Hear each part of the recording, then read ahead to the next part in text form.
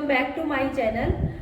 आज हम बात करेंगे सर्वाइकल कैंसर यानी कि गर्भाशय के मुख द्वार का कैंसर।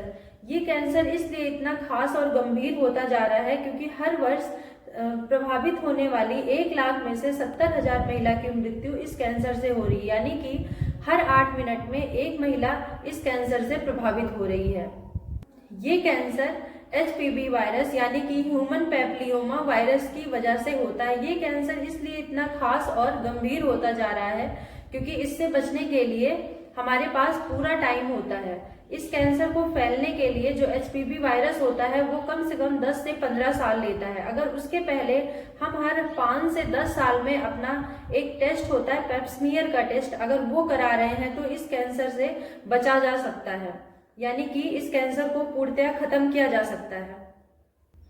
अब आइए हम बात करते हैं कि इस कैंसर के लक्षण क्या होते हैं। तो इस कैंसर का सबसे मेन लक्षण ये होता है कि अगर आपको पहचानना है या डॉक्टर के पास उस केस में जाना है प्री स्टेजेस में ही, अगर आपने यौन संबंध बनाया और उसके बाद अगर आपको ब्लीडिंग हो रही है तो आपको डॉक्टर के पास तुरंत जाना है। दूसरा लक्षण होता है कि आपको महीने के बीच में गंदा बदबूदार पानी आ रहा है। तीसरा लक्षण होता है कि आपको बीच बीच में, महीने के अलावा बीच बीच में अगर आपको रक्तस्राव हो रहा है, यानी कि आपको मेंस्ट्रुएशन के अलावा बीच बीच में रक्तस्राव हो रहा है, तो हो सकता है कि ये इसका लक्षण हो।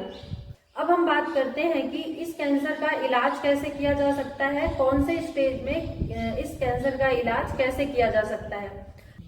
अगर आपको कैंसर का प्री स्टेज है तो उस केस में आपको हल्की सी दवाइयों के द्वारा ही सही किया जा सकता है। आपको किसी तरह की सर्जरी या कीमोथेरेपी की जरूरत नहीं होती है। अगर आप कैंसर के सेकेंड स्टेज में हो या फर्स्ट स्टेज में हो तो ऐसे में आपको सर्जरी यानी कि सी सेक्शन के द्वारा आपका गर्भाशय बाहर कर दिया जा सकता है। ये सर्जरी बड़ी जरूर होती है पर 15 से 20 दिन में आप पूर्णतः सही हो सकती हैं और बाद में इसकी वजह से आपको कोई परेशानी नहीं होगी। अगर आप कैंसर की थर्ड स्टेज में गए हो, किसी कारण से आपने पहुंचने में देरी कर दी है, तो आपकी सर्जरी होगी, यानी कि आपका यूट्रस बाहर निकाला जाएगा और हल्का सा कीमोथेरेपी और रेडिएशन की जरूरत पड़ेगी। लेकिन अगर आप फोर्थ स्टेज में चले गए हो तो उस केस में हम आपकी प्रॉब्लम को सही कर सकते हैं। कैंसर की वजह से जो हुई है आपको प्रॉब्लम वो ट्रीट कर सकते हैं, बट कैंसर को नहीं सही कर सकते हैं।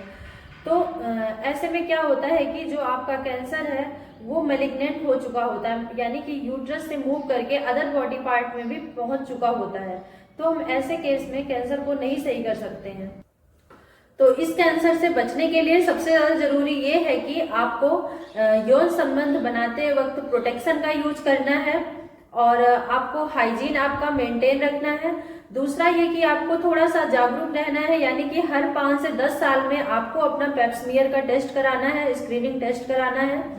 छोटा सा टेस्ट होता है, इससे आप पूर्णतः बच सकती हैं। और सबसे ज्यादा जरूरी और मुख्य चीज जो है कि जिसपे हमारी गवर्नमेंट भी आज वर्क कर रही है, अभी कुछ दिन पहले ही बजट में गवर्नमेंट ने इसके लिए भी बताया, इसके बारे में भी बात की है कि HPV वैक्सीन यानी कि ह्यूमन पैप्लियोमा वायरस वैक्सीन प्रोवाइड कराई जाएगी। यदि आपके घर में छोटी बच्चियां हैं, यानी कि 9 से 14 वर्ष की बच्चियों के ऊपर ये वैक्सीन का डोज दिया जाएगा। यदि आपकी आयु 14 वर्ष के ऊपर हो गई है तो भी आपको ये वैक्सीन लगाई जाएगी, बट इसका इफेक्ट थोड़ा सा कम होता है।